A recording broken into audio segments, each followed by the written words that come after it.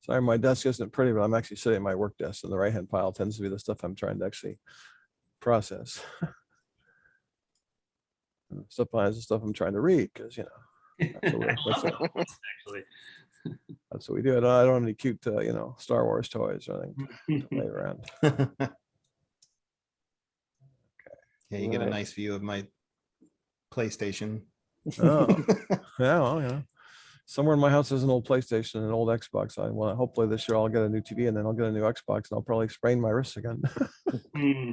All right, Dwayne, if you want to go ahead and get things started with the intro. Hey, folks. Welcome. I'm Dwayne. I'm the science fiction, fantasy, and graphic novel buyer at the University Bookstore. We have in stock the brand new graphic novel by Matthew Bogart and Jesse Holden, Incredible Doom, and they're here to talk and demonstrate that. And we have the poet laureate of Oregon, Anise Mojgani. I just said it wrong. I'm sorry. I think I said your name wrong. It's fine. But I think it's the first one I've ever done with the poet laureate, so this is very cool. And I'm just going to basically get out of the way, let them tell the story, but all I can tell you, I've been reading the book. It's a lot of fun. You should definitely buy one, hopefully from us. Thank you. Yeah, well, welcome everyone who's out there. Hello, Jesse. How are you two doing today? I'm good. It's warm, but we all know that. We're all in the same city. It's true. This is true.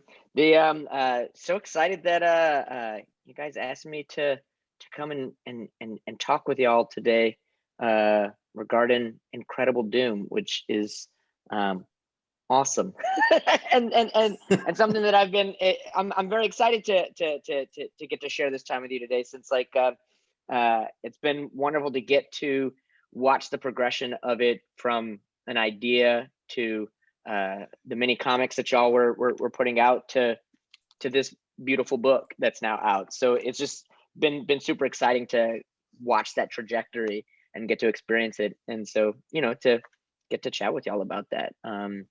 But that's right, you because you were there maybe the day after the idea, like the day, like within the first week of me thinking, I think I have an idea for a book. Maybe I want to do this. Maybe we started talking about it. That's yeah. But Matt, you wanted to do a little reading, to share an excerpt from the book with folks that are joining us. Is that correct? Yeah, sure. I can do that. I figured it's a good idea to give people a little idea of what this looks like. I've never done a live reading before, and I've never done a presentation on Zoom before. So let's see how this goes. Let me try sharing the screen. And starting the slideshow here. Does everybody see the front cover of the book? I can. Looks great from here. All right, cool.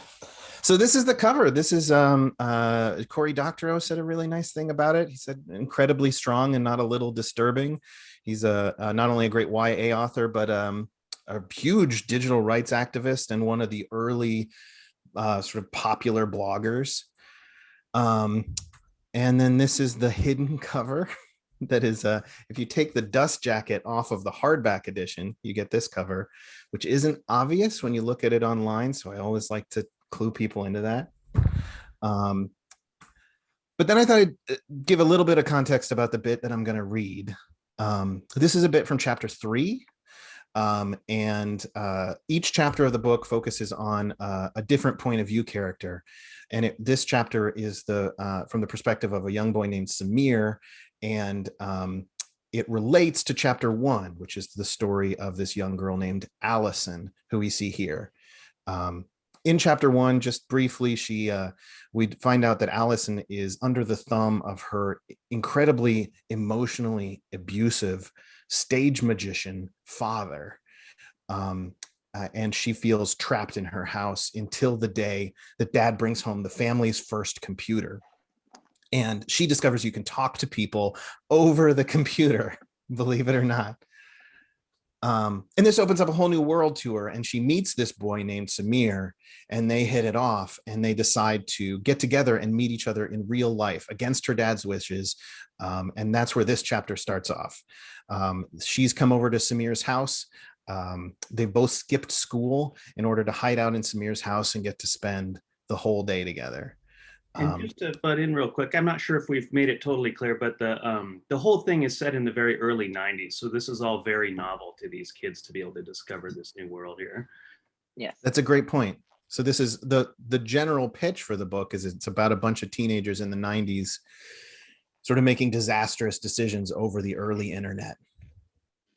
So Samir is meeting this girl for the first time, and he's incredibly nervous about it. He's never had an interest in girls before, but he's really interested in Allison. They make a beeline for his computer when she gets there because it's the one thing they have in common, and that's where this panel starts off. So they're in front of the computer, and she's saying, "It's just like a Nintendo game. This is free?" And he says, "Oh, it's shareware. I'll put it on a disc for you." And he says, "Hey, do you chat on IRC?" And she says, "Yeah, well, I just got on FNet." And he says, "You need to join the Movie Rage channel. I just found out." And she says, "I just found out about that last week. I just discovered, oh, what's their name?" And he says, "Auntie Bob." And she says, "Yes, it's so fucking good." And he says, "Yeah, hold on. I have to go to the bathroom." He exits. We can hear down the hall Allison saying, "Sam, wait, can I save?" And he says, "Just hit F5 or die and start over." She goes, "Ah." She's back in the bedroom playing the game, and she's asking, does the computer, does the Pepsi can kill me?" But she gets up and stretches and then notices something in Samir's wastebasket. She pulls it out of the wastebasket, and it's a flow chart labeled Allison's visit, and it labels all the different things that Samir was predicting might happen in that day and ways to respond to them. So, for example, if he proposes they have food, he and Allison, and she says no to that, he could suggest that they play Commander Keen. Or if she doesn't like that, he can suggest that they watch movies. If she wants to watch a movie, he suggested Ghostbusters, but then he scribbled that out and said, "Oh, that's too nerdy." And he wrote Romancing the Stone. Allison doesn't quite know how to take this piece of paper. Meanwhile, in the bathroom, Samir is looking in the mirror and thinking, there's a girl in my room who likes computers. He comes out of the bathroom and Allison is right there. And he says, "Oh, hey." And she says, "Hi." She grabs his hand and says, "Let's go watch a movie. Do you have Ghostbusters?" And he says, "Ha, yeah." And they sit in the living room and watch a VHS copy. The clock ticks and the movie plays and the air conditioning hisses through the vent. And then Allison just sort of reaches out one finger and touches Samir's arm. And he reaches over and grabs her hand. Later, they're doing a craft and they're cutting out pictures from a magazine. And she says, "You broke it twice in 1 year? That's awful." And he says, "Yeah, it hurt." And he said, "Look at this one," showing him a picture from a magazine. And he says, "Perfect." And he says, "Would your friends think it was weird, you hanging out with someone that you met on a computer?" And she says, No, I don't really have I think people would be surprised that I've said this many words in one day. He says, "Yeah." Later, she's holding a quarter in her hand and she says, "So you take the quarter and you squeeze it really tight, and the heat from your hand makes it disappear." And he says, "Whoa, let me see your other hand." He says, No. And he says, "A magician never reveals their secrets." And he says, "Let me see." And she's like, "It's not in there."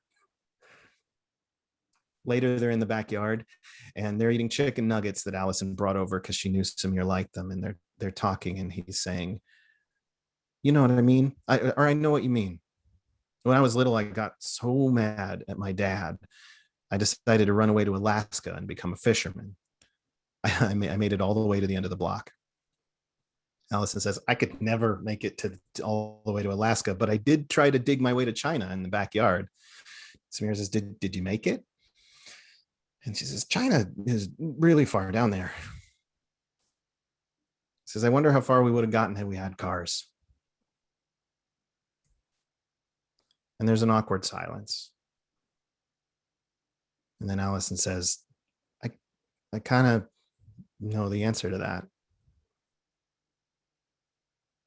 And she says, my dad discovered I'd snuck out when we first met at Denny's. He didn't exactly take my car away. He smashed in the windshield with a crowbar. I haven't seen him since.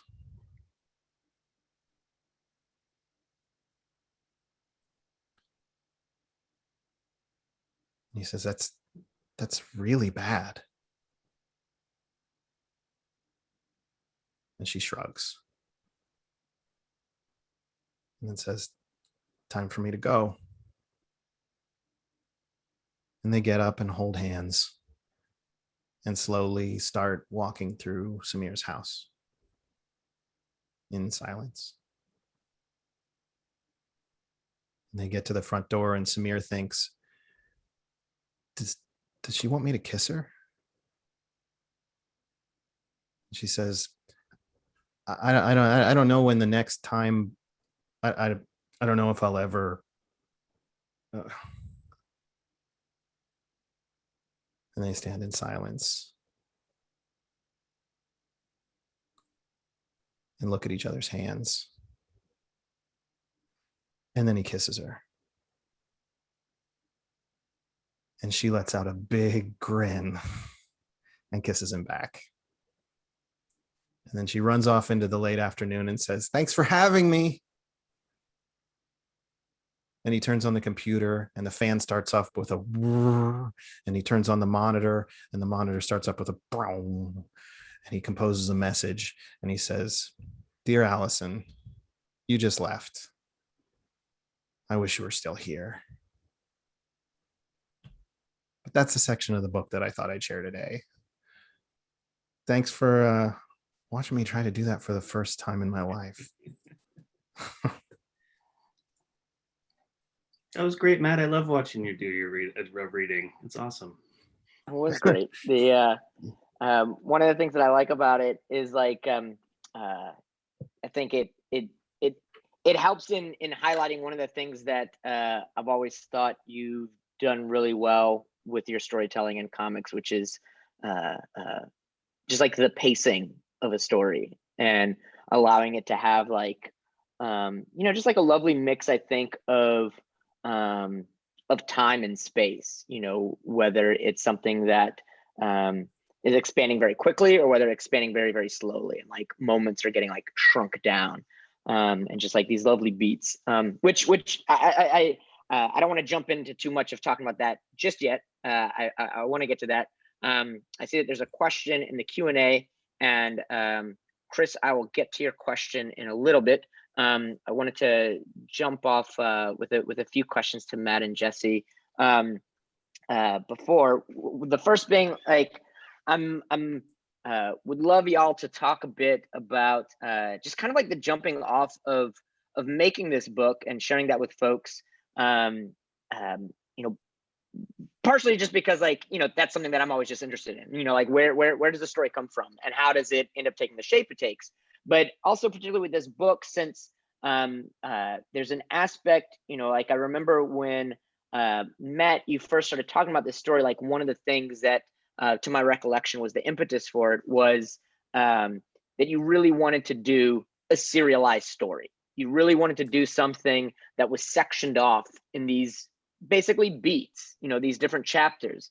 And so that element of it, but also that this book started off, I feel, connected to your love of making things, that like these books started off with like making these small chapter books, and so I'm curious as to like, where this started off from and how it took shape, but also how much of the very tangible aspects of this book that had feasibly nothing, so to speak, to do with the content, how did that also possibly perhaps or perhaps not shape the telling of the story? That's fun. The shaping of the telling of the story is really fun. I should back up and explain a little bit what we're talking about. Originally, this story was conceived as a series of mini comics, which I collected here, which looked like, let me grab one out of here, which looked like this. There was several of them, tiny mini comics that each issue told the story of a different character. And I originally, part of the reason I did that is I've always been a huge fan my whole life of making comics by hand. I started out in comics as a teenager photocopying terrible superhero comics on my dad's office photocopier and selling them in the local comic store. And so that's for most of my life been part of what comics means, is like the last stage of drawing a comic is the photocopier. So when I started out drawing Incredible Doom, or having the idea for it, I made a list of everything that I had yet to do in my comics creation life that I really wanted to do, that I sort of always dreamed of one day doing. And then tried to design a project that included all of them. One thing on that list was make a series of little tiny mini comics that were meant to look good in a set, like it collected all together like that. And then another one was do a serialized story that gave me the opportunity to completely mix it up every few chapters if I felt like I needed to, like if I needed to tell a chapter, if I was telling a lot of emotional stories about young teenagers in love, for example, and then I needed to get to a chapter that felt like it was full of action just because I felt like that's kind of what I need to be working on right now. I could do that because it was broken up into these different segments and it wasn't just one moment flowing to the next one, like a straight narrative book might be. But then how that affected the story, there's a lot of ways I could think of to answer that question. Jesse, do you have an idea? Well, What would be a good avenue? One thing I can add is that you had that list of things that you really wanted to try, that your next project you really wanted to include in. And that was a big part of what was so inspirational and motivational for me to like kind of gravitationally get drawn into helping with this project. And because it was so ambitious and represented such a big swing for what I knew was important to you for the kind of the next step in your comics career. And I saw it as a real, like potentially like a big make or break thing. And I wanted to really like, help put a rocket underneath it in any way that I could. And then as it turned out, I was so drawn into and resonated so deeply with the story as it started to come together, which is kind of another angle too that made it a very, I felt very inseparable from the work of making the comic, pretty quickly there. For sure. But yeah, I think it was cool, and we figured out so many different little logistical challenges, from how we wanted people to get their hands on the books, whether we wanted people to be able to read it for free, as well as get the physical printed copies that cost a little money to make, so people had to pay a little money for them. How subscriptions might work, how quickly we could produce them and get them in hands. It was quite a logistical thing. Yeah, huge challenges to nail down, because we wanted to get them right, because we wanted someone to be able to kind of like opt in and start to receive these things as we made them, as we handmade individual issues at the time. Did that feel like a hurdle, or did that feel like a something that kind of like aided the fire of making it? That was a fun creative challenge. It was really, really difficult, but it was an aspect of like the comics making business that I hadn't really partaken in, especially because there's not a lot of people trying to make my goal was to eventually maybe make a living from selling mini comics on the internet. That's not a huge market. You poor silly sap, you. But as I thought of an answer to your question about how trying to make them in this format impacted the story was one of the biggest ways was we were limited by the staple. Like the number of pages that can be held together by a staple isn't that many. And so each chapter could only be a limited length, which meant that it really curtailed, like you mentioned at the beginning, I love to speed up and slow down moments. Yeah. I love to play with that narratively. It's so much fun, but I had to be really conscious of doing that, because if I overran a certain page length for one chapter, it physically, the staple couldn't hold the number of pages together. Yes. So it really helped me focus and like make sure the story was just like trucking along. And even though I might be like, oh, I thought of a really interesting thing we could focus on in this moment, it was like, I can only pick a couple interesting things per chapter. We need to make sure this story feels like it's just like plowing ahead, which was a really fun way to work, to be honest, but really hard. We really tested the staple in issue 6, which becomes chapter 6. You can tell from the length in the story. That's the one that we needed the industrial stapler to pull off, but we did it. But yeah, it was fun. Another kind of angle on that was that it was written episodically, and we had some good conversations about like, how do we want to tell this? How much do we want to create this, the overarching story of this, what at the time we were calling a season or a series, and how much do we want to really just kind of build the plane while it's in the air? And we took a very build the plane while it's in the air approach to how to tell the story. We really wanted to make each one, what turned into each chapter in the finished book, very self-contained, like an episode of, hopefully good television, be interesting and complete, and force ourselves to write our ways out of the challenges we had set in the previous chapter. Yes.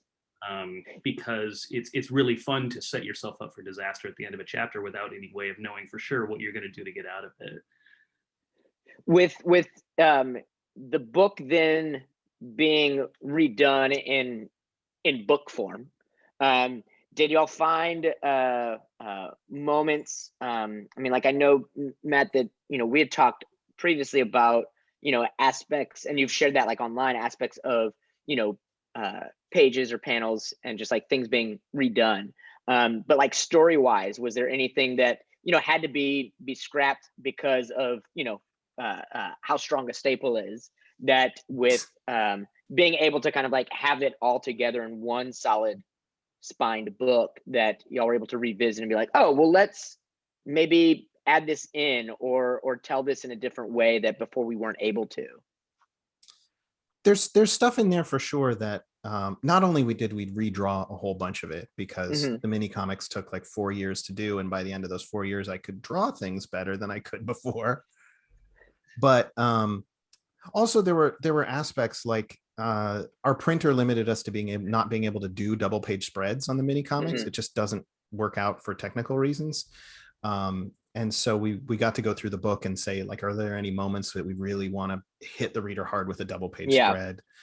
And there was a whole new, I completely redid the opening scene of the book, because if you're starting off like a big, thick, what looks like a thick book like this, I felt like you sort of needed to feel like you were being eased into it a bit more than something that felt like almost like a pamphlet. And so redoing the opening scene and letting it slow down and letting you see some really big vistas and things that you didn't see in the original version, I thought helped with that. But I was surprised how much I love the way it turned out as one big collected thing. Especially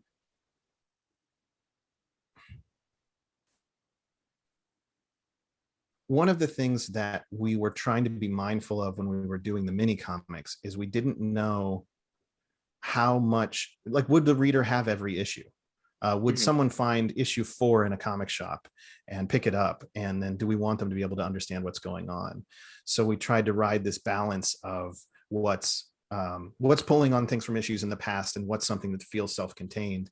And it's a whole different beast when like everyone's gonna, unless they get bored, everyone's gonna sit down and just read through this in practically one go. At the most maybe 2 sittings, because comics don't take long to read. And it's fun to, when you really sit down and have that experience, to get to the end of the book and I don't want to give any spoilers, but to get to the end of the book when you've just been barreling through everything that came before it, I think it makes the end that much more exciting. I love the way it wraps up in this volume 1. Like, because I, like when I got the book, I don't think I hadn't read all of the individual issues. I think I'd read either the 4 of the 6, maybe 5 of the 6. And so to get to the end of the book was just, it was well done, you two. Like, like it was one of those things that just very much felt like, oh, of course, while also completely unexpected, which I think is like, Cool. Truly one of the magical things that a story can do. Yeah, and that end, if I could punch in real quick, that's a great example of your previous question too, and things that we couldn't have done in the same way on the minis. I mean, obviously the minis were in black and white, which I don't think we mentioned. We get to use color in the book. The minis we didn't have the one color. One color. Shades of a color. You get to choose one of these colors. We go from 0 to 1. That's an increase of infinity percent. A little math joke for y'all. But we couldn't do things like the full bleed pages you get on those final pages. Yeah. We couldn't do things like the full page spread that the book ends on, and that we got to introduce in some of the others. I think Matt is very humble about the changes that got brought to the book and when it became a book, because every page got touched. The aspect ratio is different on the full size book than the minis, so the page layout has to be very different. A lot of art works great on that kind of passport size, chapbook size. Yeah. Blow it up. You want to bring out more of that detail. You want readers to kind of see more of what kind of texturally is going on and stuff like that. So much work went into that stuff, and converting into a book really wasn't a copy paste operation. It was a remaster from every single page, and I think it was really cool to be able to do that and add some things in that I think really helped some of the technical things get explained a little better. Take a little time with some of the moments with the characters and things. We got to really fine tune a couple small things that got a second touch, I think. That's awesome. What what was the shape of the collaborative process with the two of you? How did that? You want to take this one? Sure. I don't know. I just kidding. We would the way it normally worked was we would talk for hours on end. Like if we talked about how we wanted to start the story. We had some vague ideas as to where it was going to go. And then we'd sit down to write a chapter, like let's say the first chapter. And the way we do that is we talk for hours on end about what we wanted the story to be. After we sort of beat that into shape and decided, okay, this sounds really fun. This sounds really exciting. These sounds really like interesting ways to explore these characters. I'd take that and go away and write something that looked like a screenplay. And then I'd bring that back to Jesse and say, okay, well, very often I'd have discovered things like, hey, I know we talked about in the outline when we brainstormed the outline that this scene would happen, but I felt it was unnecessary. Or I've discovered that we can't jump to this particular scene because we need to set up something else before we get there. Anyway, and then so I'd put that all into the screenplay myself, share it back with Jesse, and then we talk about that. After Jesse and I had talked through the screenplay and how we felt about it, then I'd take that away, sometimes do a revised screenplay that then we'd talk about again, or sometimes just take the notes from that discussion and start drawing. So in the end, and then things would change between the screenplay and the final page, because when you're translating it from text to actually figuring out what image am I drawing on the page and how big is it going to be and how many pages is it going to take to you discover all kinds of logistical things that need to be worked out. So what ended up on the final page was all like my final call, but what ended up in the in the mix and what we sort of decided upon what we were going to shoot for was us talking with each other. Gotcha. Yeah. Yeah, it's so many little projects along the way that that it's almost a miracle that we figured out how to give credit in the opening chapters of the book, because it's like, you know, Matt obviously is the artist who does the art for the book. I do a little bit of like the computer screens and the ASCII and ANSI art and some of that kind of technical design stuff. We go back and forth, and we like both chose different iconographies for the individual chapters, and some things in there. Everything, designing the slipcase, that was like a collaborative process that the individual mini comics can get stored in. We like engineered that and cut that, laser cut that. Like there's so many different roles that kind of get kicked around, and I'm really lucky to have Matt really like leading the charge on a lot of that stuff, and I think we work together mega well. Collaboration's not easy. I mean, it's a miracle that if 4 people in a band can get along long enough to write an album, because it's, you know, people have creative opinions and they want to express them, and they want to dig their heels in, they want to work together. There's a lot of back and forth there, but me and Matt have found, I think, a really successful dynamic. That's awesome. Yeah. What's you know, there's aspects of the book that you know, I'm you know, not like where did something come from, because it's like, you know, I realize like when we make things, like so very often it's sort of kind of like, I mean, where does anything come from? It just sort of like landed like a bird just like in your lap, like, oh, I don't know, you know. But there are like aspects of the book that we stole pretty directly from other places. Yeah, there's some things that have a pretty clear lineage. You know, I mean, like, you know, it's Matt, your father was a magician, you know, and like I know that you know, in the time that I've known you, that like that there's always been kind of like an interest with regards to like what the relationship is of the computer to community, the computer to like the void and the people on the other side of that void. And so like, you know, I am curious as to like just like how this story was, and like the themes of it and the patterns of it, how those things were shaped by, you know, Matthew and Jesse, your individual lives and experiences, and what was just kind of like, all right, this is super not autobiographical versus like what was. Well, there might be sort of two categories of two ways to approach that.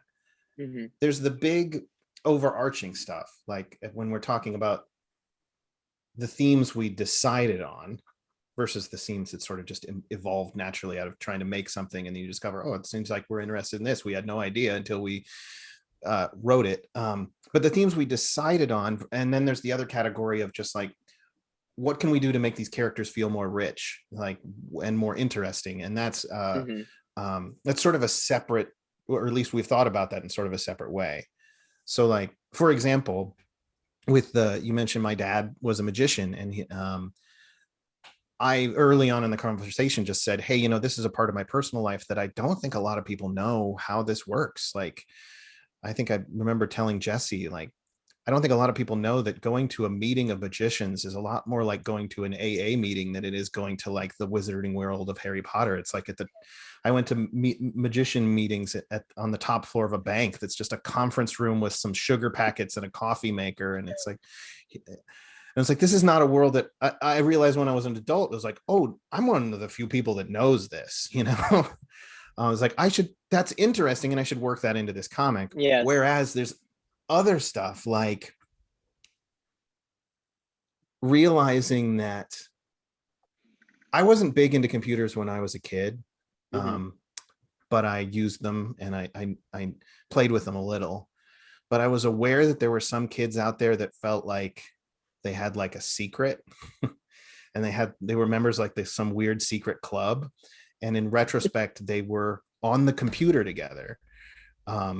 And I remember thinking like, that's fascinating because it turned out that those kids who I just thought of as like, oh, they got kind of a weird hobby, ended up being the first into this frontier that was about to turn all of society upside down. Yeah.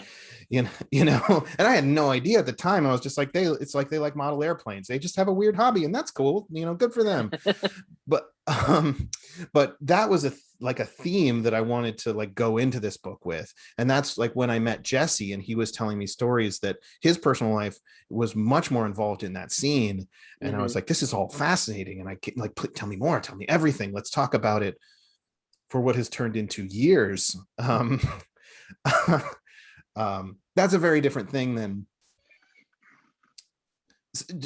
character traits we wanted to explore. I don't know if I answered your question, but I maybe just contextualized it in a very complicated way. No, well, what's great is that like you know, it does lead pretty nicely into one of the questions we have from folks that are joining us.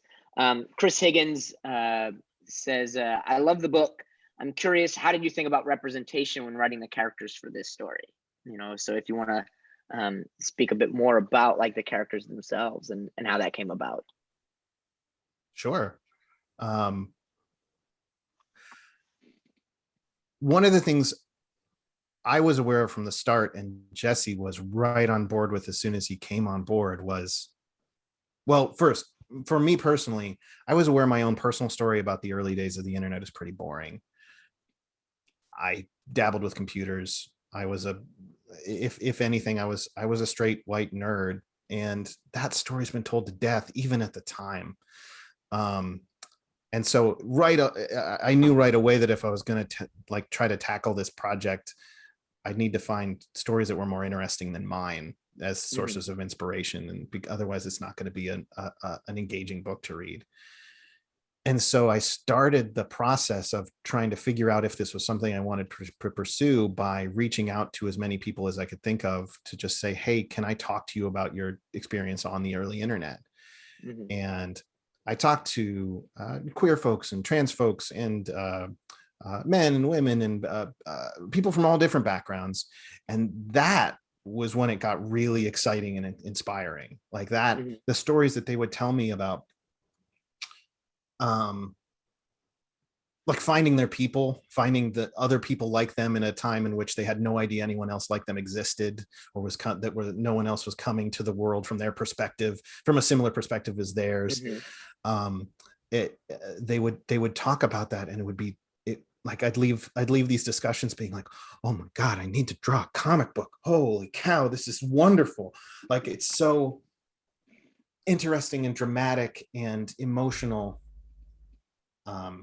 And kind of untold. But there's that was the impetus from it. But then we've also got a lot of feelings and thoughts about how you then approach telling the story of someone who has a background different from your own, including like what stories you kind of have what stories are acceptable for two straight white guys to tell. I don't know. I'm conscious of hogging up all the question answering time. Jesse, did you have thoughts on that?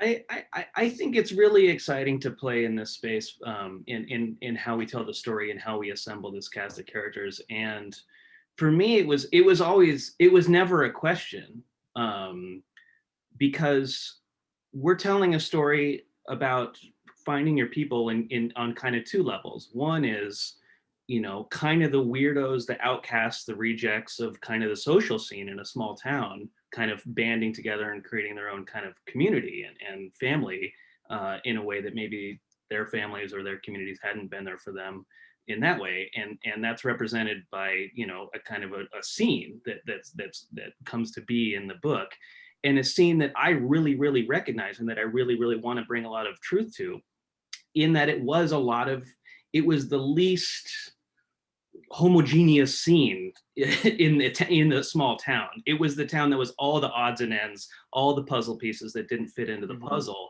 found each other and created that scene. And that's always going to be the scene where the most interesting people are, where queer folks in a town that's not very accepting to queer folks are going to find themselves in that scene a lot. Like hardcore punks will be in that scene. You know, all types of different people are going to have to find their ways to appreciate and discover each other and do that. The other is that these are the very earliest days of the computer and computer networking. And when you dial in and have a conversation with someone, it's very geographically local. It's not tapping into one giant world spanning network like the internet, because we're coming in a little bit before that is the de facto standard. And so what you're doing is dialing into a local bulletin board, talking to people locally or maybe in the next town over. And that was how I met my first girlfriend, was on one of these BBSs, how I ran away with her. Some of this will be familiar to people who have read Incredible Doom. And that there's no prejudging someone for how they look or how they present, except for how they present online at that time, right? There's no Tinder photo that you're swiping on. It's just how they read, on the screen. And so you're finding people are creating these really, really important relationships based on how they speak and how they present, like what's important to them in their lives and things like that, without the same type of prejudging that kids were finding when they went to school or met people in person and stuff. So it seemed, I don't think there was a way to tell this story without it having be a very diverse cast of characters, because it would be dishonest if they were all people who looked like me. That wouldn't be true to the history of the scene and what in the era and the time and the place we're trying to tell. Gotcha. 10-4. The Shane Tilston asks, regarding the single color, can you talk about the decision? Why one color and why that particular color? I mean, to be perfectly honest, why one color is, I read a book called Madman, the Oddity Odyssey, like 15 years ago, 20 years ago, 30 years ago. I don't know. And thought, oh my God, that's just shockingly beautiful. That's why I started drawing with just this blue tone that this same book did, black and white and blue.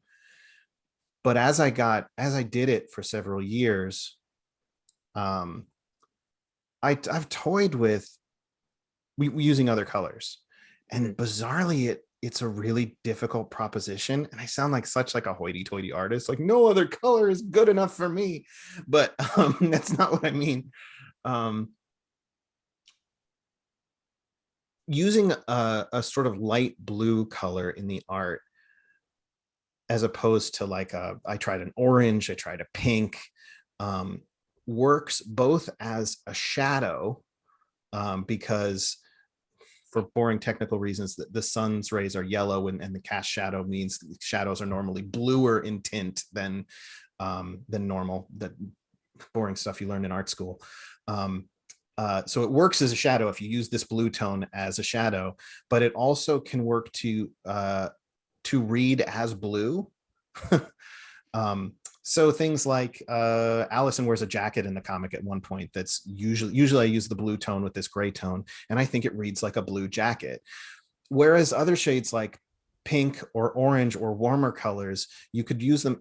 I feel like they don't read as well as a shadow.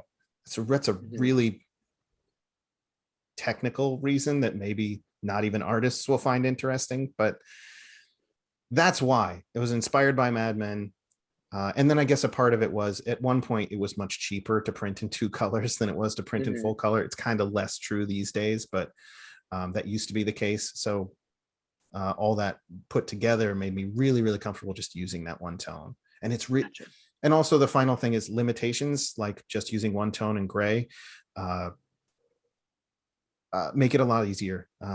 Drawing in this limited palette makes it a lot easier to explore and to narrow in your focus than just being able to use any color in the sun. Yeah, definitely.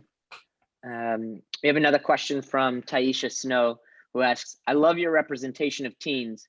So much media gets it wrong. Tell us more about your interest in telling honest stories about young adults. What's hard about it? What's fun? What are you trying to really do right?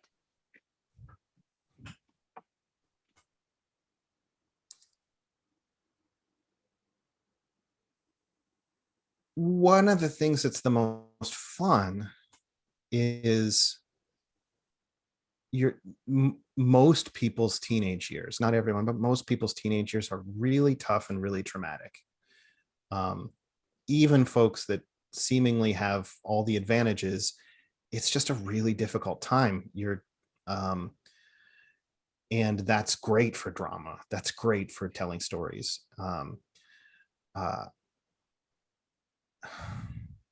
Yeah, I think for a lot of people, it's as raw of an experience as you'll ever have. It's the rawest, most hard on your sleeve version of yourself that you'll ever be, and that's people. People remember that those years of their lives very distinctly. I think it's fun to kind of play with the specifics of the era a little bit and what a teenage life was like then. That's not like now, but it's a little risky that you'll get into when I was your age stuff that's not that interesting to a younger reader today, unless you present it as an interesting thing. It's not just like we couldn't even do this or that or whatever. Like, that's not as fun, but like kind of showing the kind of the interesting creative secrets of the time is fun.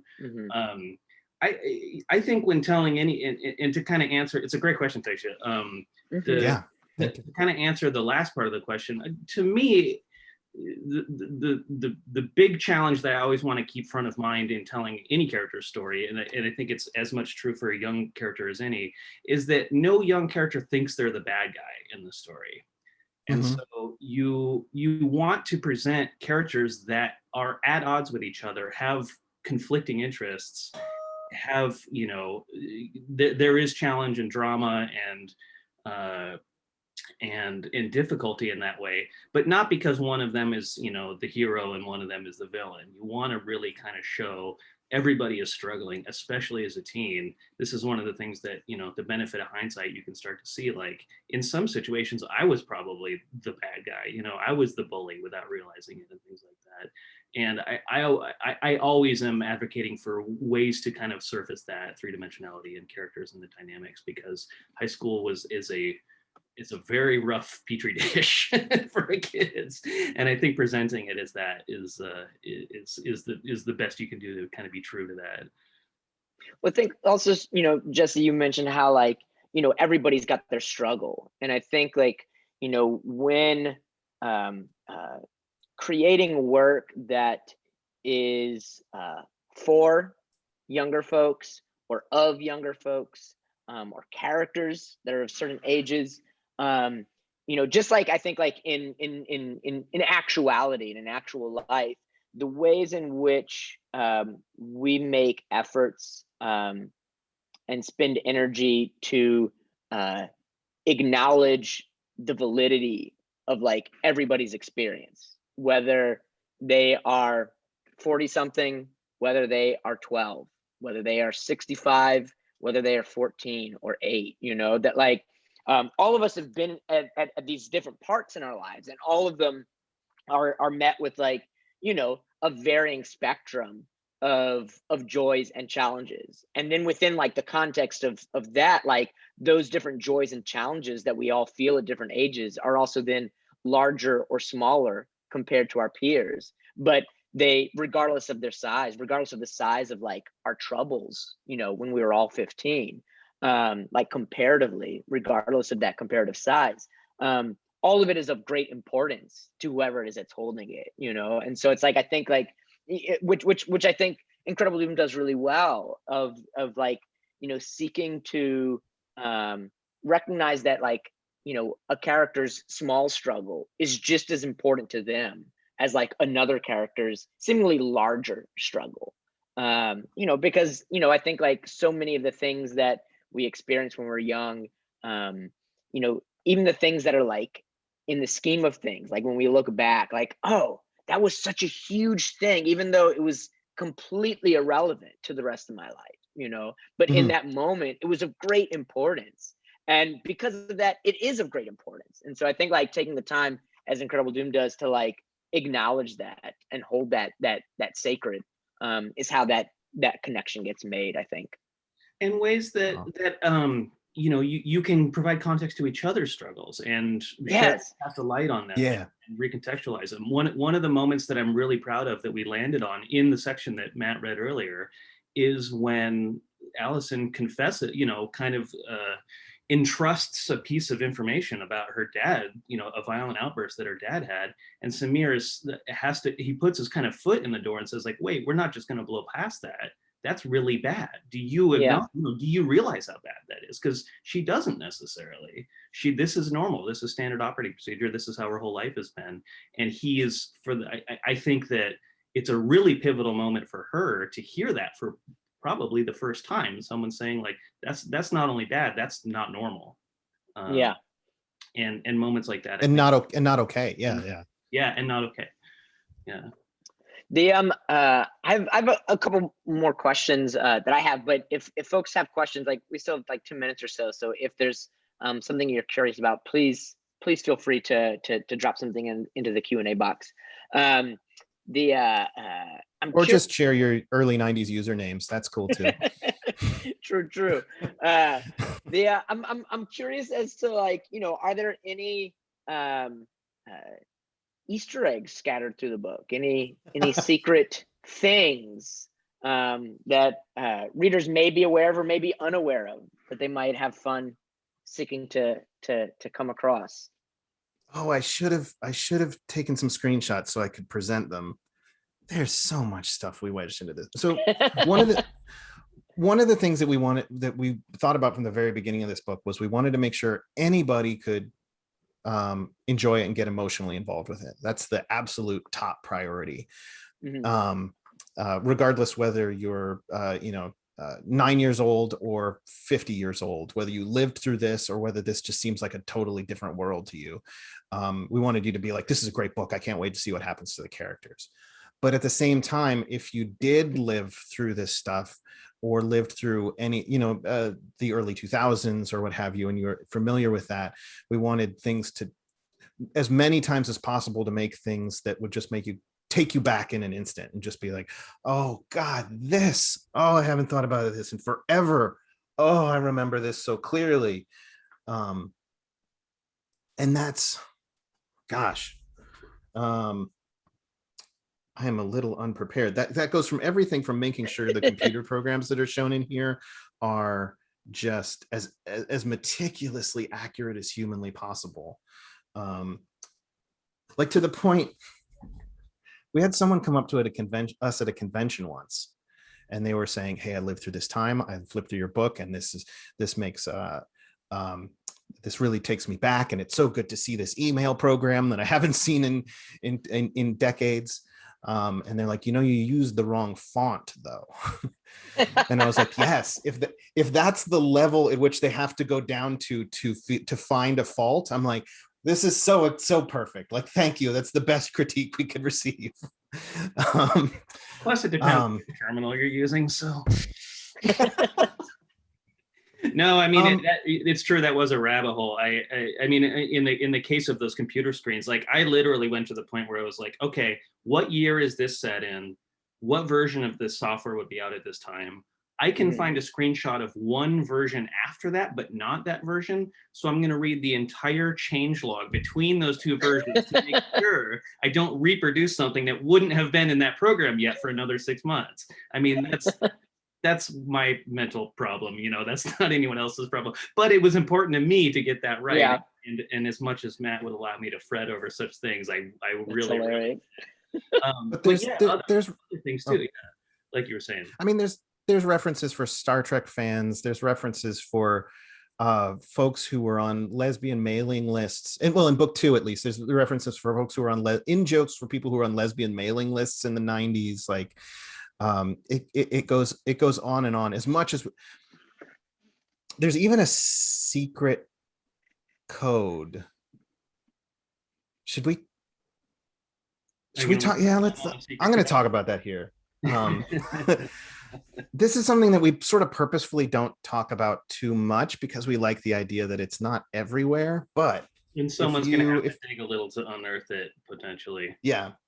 But not people watching this video, because I'm just going to talk about it. Yeah. So each chapter has the character who's going to narrate that chapter, and then at the bottom has this string of text that seems unintelligible. It's GAT, CS, plus and minuses. and with no explanation as to what that is. And for people that don't know or don't care, it just seems like, it's computer stuff. Who cares? But in actuality, there was this thing in the 90s called geek code. And what it was since it was a way for folks who were posting to each other online to get to know each other and what the other people on the other end of the modem's interests were. And there was a whole code devised that with just a few characters, you could get across how tall you were, what your sexual preference was, what your feelings towards fashion was, what your politics were, what your favorite TV shows were. So for example, like you might write the letter T and then a plus, and the letter T stands for Star Trek. And the plus means I like it. Or you might write the letter T and a minus, and you were like, I don't like Star Trek. Or you could write minus, and it means I hate Star Trek. And so on and so forth. So each chapter has this code at the bottom of it underneath a character name, and it's that character's geek code. So if you go on Wikipedia and you look up geek code, you can decode these signatures at the bottom of each chapter and learn more about each individual character. So that's a good Easter egg that we can talk about here. That's pretty awesome. I know we're running a little bit out of time. We're almost closing, but I'm curious as to what's next with all this. It's Incredible Doom Volume 2. What is there one, like, what can we, is there anything that we can expect from Incredible Doom 2? And is there anything outside of this book that either of y'all are working on or set to work on, outside of this storyline? This is pretty much all of our time at the moment. What you can expect from Incredible Doom Volume 2 is a book that we worked really, really, really, really, really hard on. Because essentially, I mean, like, Incredible Doom Volume 1 unfolded, that story unfolded and was made over a period of how many years? 4 or 5 years. Yeah, 4 or 5 years. Inception, it was 6+ years. Yeah. Gotcha. Oh, really? And with volume 2, it'll unfold over the course of. Well, it'll come out all on one day, but we will have created it over the course of 1 year. But that's it took several years because I was working a full-time day job doing the mini comics that then became Volume 1, and now I'm doing this full time. So it can happen a lot faster, but and it's happening. It needs to happen real fast.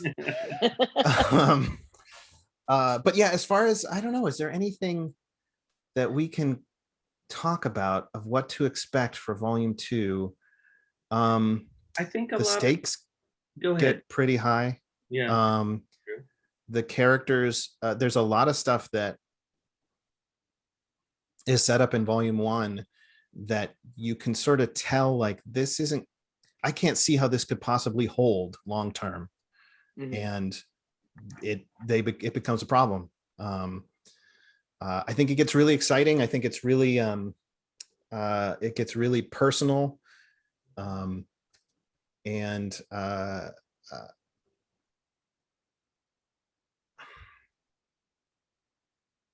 parts of it that I think are very funny. But I think it's going to be, it's not necessarily a conclusion, because we have ideas for what would happen after this, but it takes a lot of the themes of what's happening in book 1 and makes you feel like, okay, I feel like I know how that all turned out. Yeah, it's a completion of some important arcs that started in 1 and have resolutions to come more.